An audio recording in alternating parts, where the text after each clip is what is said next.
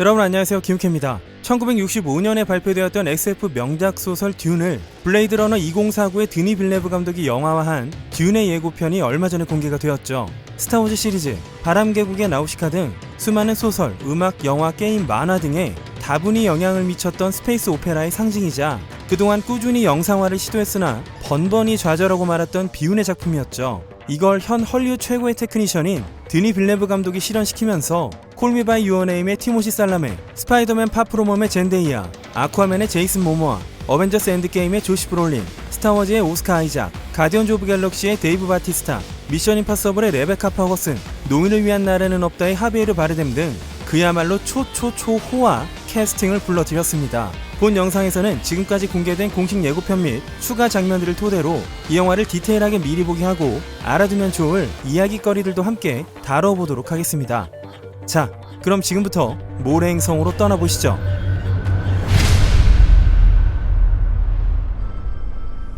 There's something happening to me. There's something awakening in my mind. I can't control it. What did you see? 이런 꿈을 꾸던 주인공 폴 아트레이드는 꿈에서 깨어납니다. 아득하고 머나먼 미래의 세계, 인류는 기계의 반란을 진압하고 우주 제국을 이룩했습니다. 그러나 외부 세력의 존재가 급격히 대두되며 전란의 기운이 감돌고 있죠. 영화 속 세계는 원작처럼 중세풍으로 비춰지고 있습니다. 이 장면 하나만으로 배경과 주인공의 목적이 설명되는데요. 성간 제국의 황제는 아트레이드 가문에게 낙원 같은 행성 칼라단을 떠나 사막 행성 아라키스를 다스리라는 명을 내립니다. 사실 이것은 황제가 악의 가문 하코넨 가문과 결탁해서 자신의 권력을 위협하는 아트레이드 가문을 몰살시키려는 계략이었죠.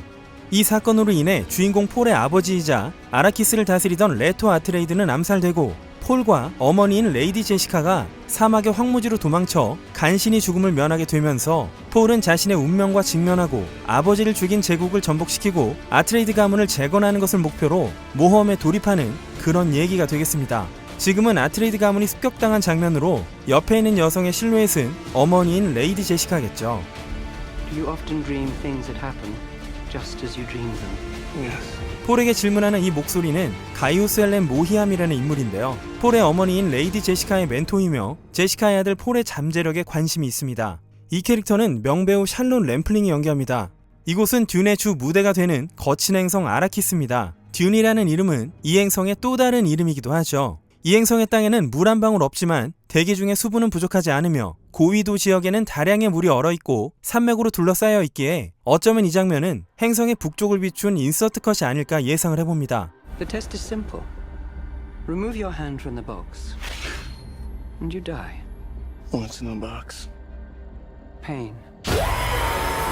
이 테스트는 인간을 위한 곰자바 테스트라는 것으로 인간으로서 느끼는 근본적인 감정인 두려움을 통해 잠재력과 초월성을 가늠해보는 시험 방법이죠. 상자에 손을 넣고 어떤 형태의 고통을 받는 동안 이 곰자바라는 독침을 목에 대고 대상의 의식이 본능보다 강한지를 확인해보는 겁니다. 덫에 걸린 동물이 그대로 죽던지 자기 다리를 갉아먹고 탈출하던지 하나를 고르라는 것이죠. 이 테스트는 베네 게세리트 여성들에게 치러지는 것입니다. 베네 게세리트란 더 큰 힘과 방대한 영향력을 통해 인류를 더 나은 길로 인도하려는 목적을 가진 초인적인 집단으로 여성을 주축으로 구성이 되어 있습니다. 정치적으로도 영향력이 있는 주요 세력이죠. 초인적인 베네 게세리트에게는 몇 가지 주요 능력들이 있는데요. 신체의 각 부분, 혈류, 체온, 심박수 등 몸에 들어온 독을 무해하게 만들 정도로 신진대사 등 신체 각 부분의 조정 능력이 있고 자신이 낳을 자녀의 성별과 임신 시기를 정할 수도 있으며 상당한 맨손 격투 실력을 가졌고 특정 주파수의 목소리를 통해 사람들로 하여금 거부할 수 없는 명령을 수행하게 할 수도 있고 거짓과 진실을 정확하게 구분할 수 있으며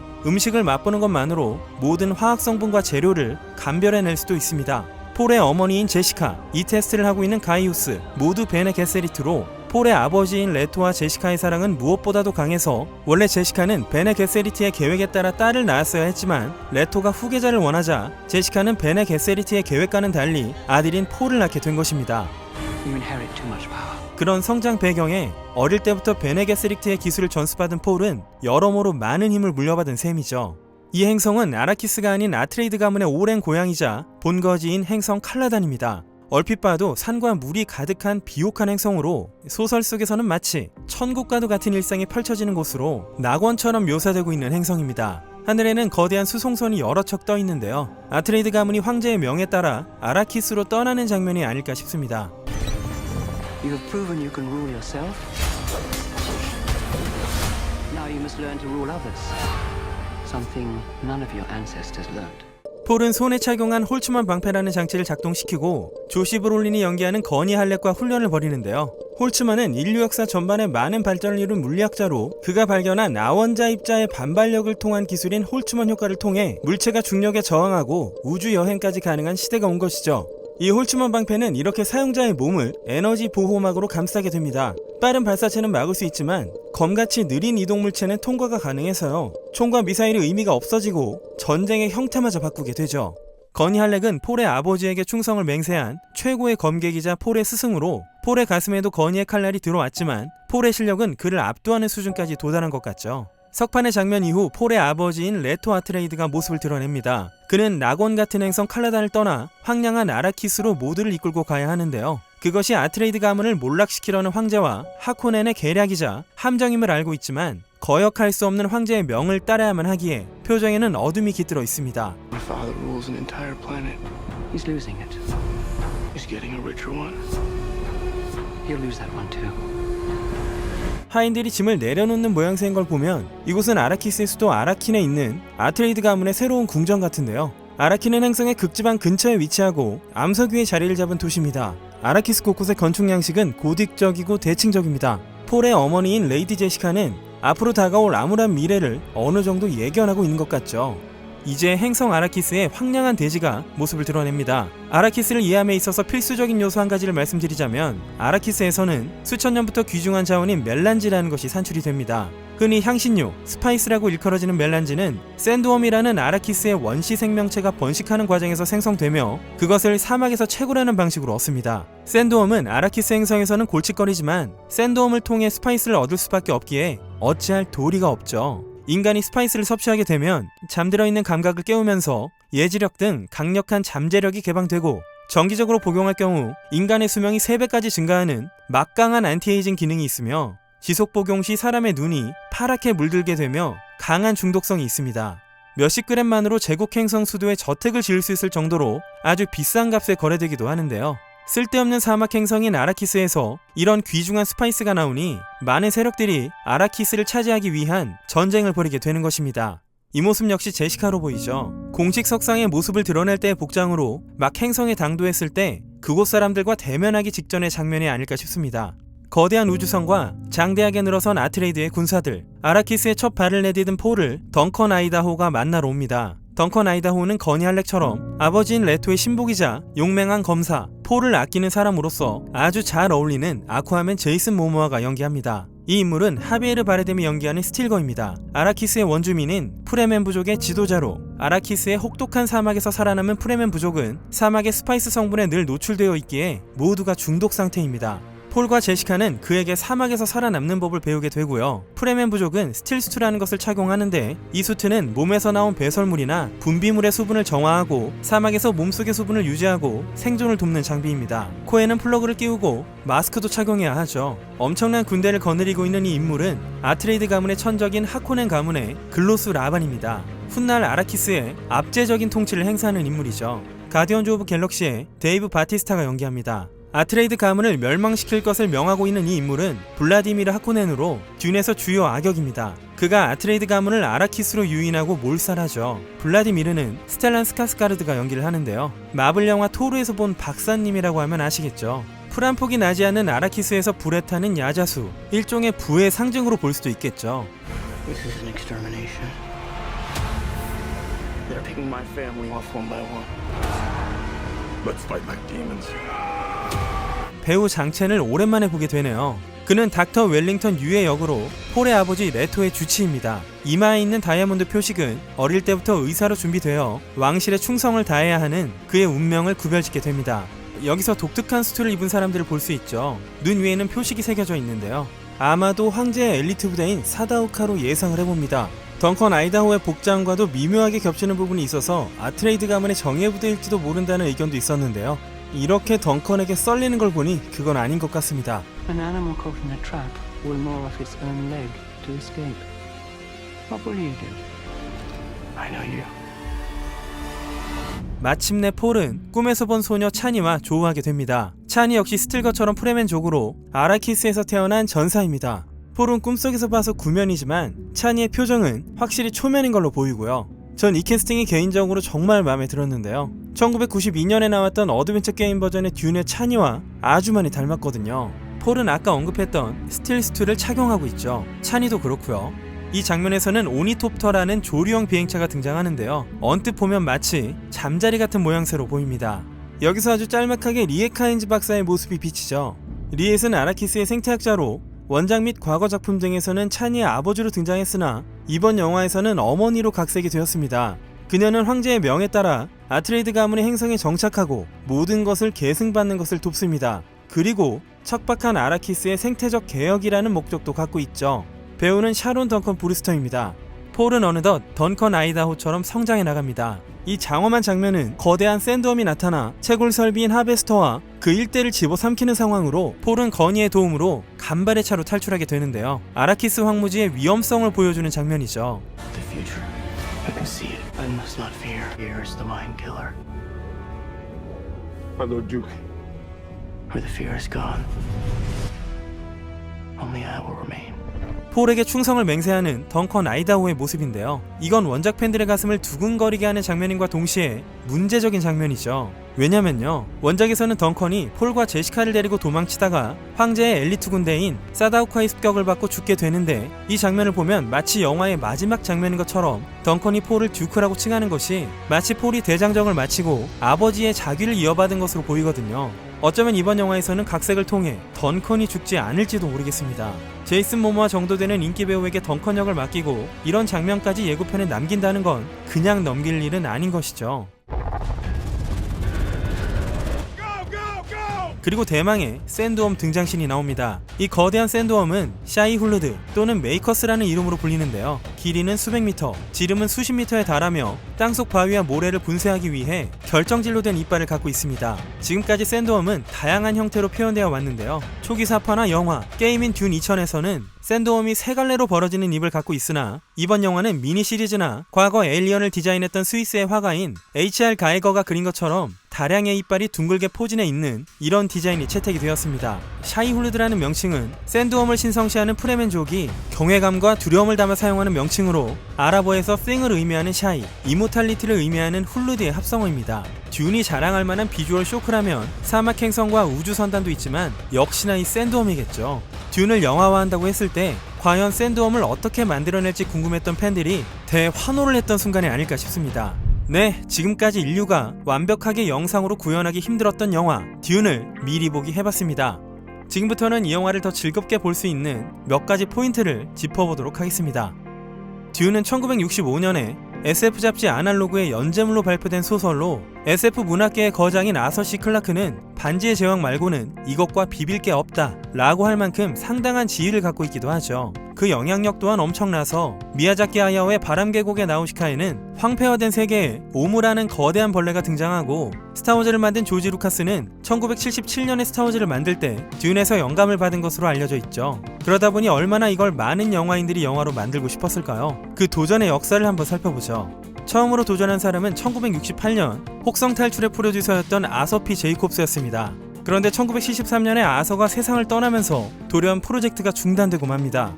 그 다음 듄의 영화화 권리가 칠레 출신의 영화 감독 알레한드로 호도로프스키에게 넘어가는데, 황제인 샤담 4세 역의 살바도르 달리, 디자인에는 H.R. 가이거, 음악은 무려 핑크 플로이드가 맡기로 했는데요.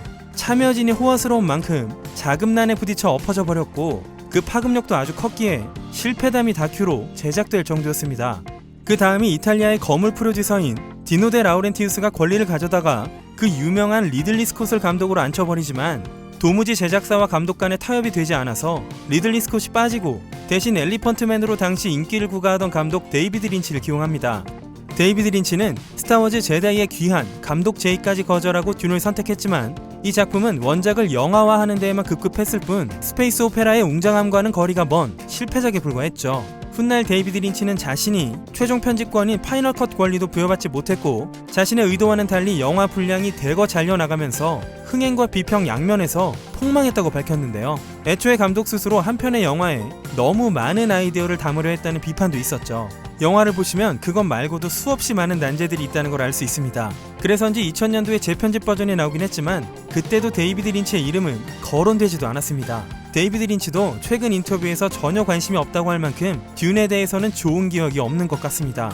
듄의 제대로 된 영상화가 어려웠던 이유는 방대한 세계관과 다양한 인물들을 표현하기에 당시엔 지금과 같은 영상 테크닉이 부족했다는 말도 일리가 있지만 실은 인간의 욕망과 얽힌 측면도 많습니다. 너무 방대하고 화려해서 표현해내기 어려웠다. 그저 긴 분량의 영화를 짧게 쳐내면서 감독의 의도와는 다른 게 나와버렸다 라고만 하기엔 스페이스 오페라의 상징과도 같은 듄에 도전했던 영화인들의 욕망의 크기 역시 너무 거대했고 그토록 큰 욕망으로 부딪히지 않으면 제대로 표현할 수도 없는 작품이라는 딜레마 또한 공존하고 있었던 것이죠. 실패 사례가 다분한 이런 작품을 다시 만드는 건 쉬운 일이 아니겠지만 시카리오, 어라이벌, 블레이드 러너 딱 3작품으로 헐리우드 탑티어에 든 드니 빌레브 감독이 이 영화에 도전을 하게 됩니다. 생각해보면 리들리 스콧의 블레이드 러너 후속편을 만들고 리들리 스콧이 한때 할 뻔했던 듄이라는 프로젝트를 드니 빌레브가 맡은 것도 2년이라면 2년. 단 드니 빌레브 감독은 반드시 이 영화를 한 편이 아닌 2편으로 기획해야 한다는 조건을 내걸었고 제작사가 수락하면서 제작에 돌입하게 되었습니다. 이미 작년 말부터 듄의 속편이 기획되기 시작했었죠. 게다가 워너의 HBO 맥스로 스피노프 드라마인 듄, 더 시스터우드도 제작 중인데요. 이 역시 드니 빌레브가 메가폰을 잡고 총지휘를 하고 있습니다. 그는 10대 시절 원작 소설을 읽고 언젠가 이 작품을 영화로 만들고 싶다고 생각했다니 그야말로 개인적인 꿈의 실현이기도 한 셈이죠. 더불어 드니 감독은 이 영화를 성인들을 위한 스타워즈라고 말한 바가 있습니다. 실제와 같은 짙은 묘사를 지향하고 있다고 하니 기대해봐도 좋겠죠. 이 영화를 촬영한 그레이그 프레이저는 과거에 듄의 영향을 받았던 스타워즈와의 차이점을 만들기 위해서 노력을 해야 하는 상황이었다고 밝혔습니다. 그레이그 프레이저는 로그원이나 만달로리안에도 참여했기 때문에 여러가지 세세한 점들을 각별하게 주의하면서 작업했다고 하고요. 듄에서 표현된 황량한 사막의 톤이나 질감 표현이 앞서 언급된 작품들과 어떤 차이가 있는지 가늠해 보시는 것도 재미를 줄 수 있겠습니다. 이 영화에는 흥행의 불안 요소 또한 존재합니다. 듄은 원작 소설을 읽거나 게임을 해보신 분들이 꽤 많죠. 과거 SF의 향수를 갖고 있는 소위 아재들이 열광할 만한 것으로 현재 어린 세대들은 잘 모르지 않을까 그런 생각이 들기도 합니다. 마블 히어로물에 물든 세대가 이 영화를 어떻게 받아들일지도 변수가 되겠고요. 그리고 원작자인 프랭크 허버트가 써낸 소설만 해도 총 6부작인데 과연 이걸 드니 빌레브 감독이 2편의 영화만으로 압축해낼 수 있을지도 관건입니다. 지금까지 공개된 장면들을 보면 적어도 1편인 사막의 구세주를 영화화한 것으로 보이는데 실제로도 드니 감독은 소설의 전반부를 1편에 후반부를 2편에 담겠다고 했었죠. 과연 6부작을 영화로 다 녹인다는 것인지 일부를 2편으로 나눈다는 것인지 아직까지는 전모가 공개되지 않아서 알 수가 없는 상황입니다. 원작 소설의 영화화에 도전했다가 실패한 전례가 있는 알레한드로 호도르프스키 감독은 예고편을 보니 아주 잘 만들어져 있었다. 충격은 전혀 없었다. 구조가 다른 작품들과 동일하다. 샷과 연기 모든 것이 예측 가능했다. 라고 말했죠. 그리고 본 예고편 후반부 음악이 소름이 돋았는데요. 핑크 플로이드의 곡인 이클립스의 어레인지 버전이 담겨있죠. 이 곡은 알레한드로 감독이 듄을 제작하던 당시 넣고 싶어 했던 곡으로 이번 듄은 알레한드로 감독에 대한 경의를 담아 이 곡까지 넣었지만 이 영화를 작업하려다 한번 엎어져본 거장의 조언이 신경 쓰이기는 합니다. 듄의 개봉일은 미국 기준 12월 18일로 잡혀있지만 대부분의 영화가 미뤄지고 있는 상황에 날짜를 지킬 수 있을 것 같진 않습니다. 그리고 또 이 영화가 넘어야 할 산은 원작 자체죠. 이 영화의 목적도 원작을 정밀하게 재현하는 것이라니 너무 똑같아도 너무 달라도 여러 말들이 나오긴 할 것 같습니다. 하지만 반지의 제왕의 사례처럼 원작에 충실하면 아주 좋은 결과가 나오기도 하죠. 그 밖에도 국내에도 팬이 많은 한스 짐머가 이 영화의 음악 감독을 맡았습니다. 스페이스 오페라답게 매스콰이어의 목소리가 가득한 예고편을 볼 수 있었는데요. 최근 SF들이 두꺼운 신스 사운드를 필두로 자극적이면서도 미니멀한 음악들을 들려주고 있었는데 한스 짐머가 제대로 만든 장엄한 스코어링이 뭔지를 보여주기를 기대해보겠습니다. 이 영화의 로케지는 총 11군데로 주된 무대가 사막이다 보니 요르단, 아랍에미리트 등에서 촬영을 했고요. 특히 노르웨이에서 촬영한 분량도 많다는데요. 주연 배우 티모시 살라메에 따르면 촬영은 거의 사막에서 진행되었고 시각효과 추가를 위한 그린스크린을 쓴 것은 단 2번뿐이라고 합니다. 드네 빌레브 감독은 사막의 무한성을 느끼기 위해서라도 배우들이 실제로 사막에 머물 필요가 있었다고 말했습니다. 얼마 전 제이크 질레날이 한 팟캐스트에 출연해서 드니 빌레브의 프로젝트에 들어갈 것 같다고 밝혔는데요. 시기상 이게 듄의 후속편일지 전혀 다른 무엇인지는 밝혀지지 않았습니다. 제이크 질레날이 듄에 합류한다면 그 자체로도 멋진 일이 될 것 같긴 합니다. 이 영화의 개봉에 맞춰 원작 소설이 새롭게 번역 후 재출간될 거라는 소식도 있었죠. 이미 출간한 지 오래돼서 절판된 지도 좀 됐고요. 번역도 좀 문제가 있었고 가격도 많이 올랐죠. 그러니 원작이 궁금하신 분들은 좀 더 기다리셨다가 새로운 버전을 구입해서 읽어보시면 되겠습니다. 수십 년간 원작 팬들이 꿈꿔왔던 감독 개인의 꿈이기도 했던 SF 명작 듄. 과연 제대로 된 우주 대서사시의 시작이 될 수 있을지, 모두의 바람대로 훌륭한 영화일지 뚜껑은 열어봐야겠지만요. 저는 이 영화를 만들어낸 사람들의 능력을 믿는 쪽이긴 합니다. 앞으로도 김육회는 테넷처럼 꾸준히 이 영화를 주시하면서 재밌는 것들을 영상으로 전하겠습니다. 지금까지 기묘한 KG의 KG였습니다.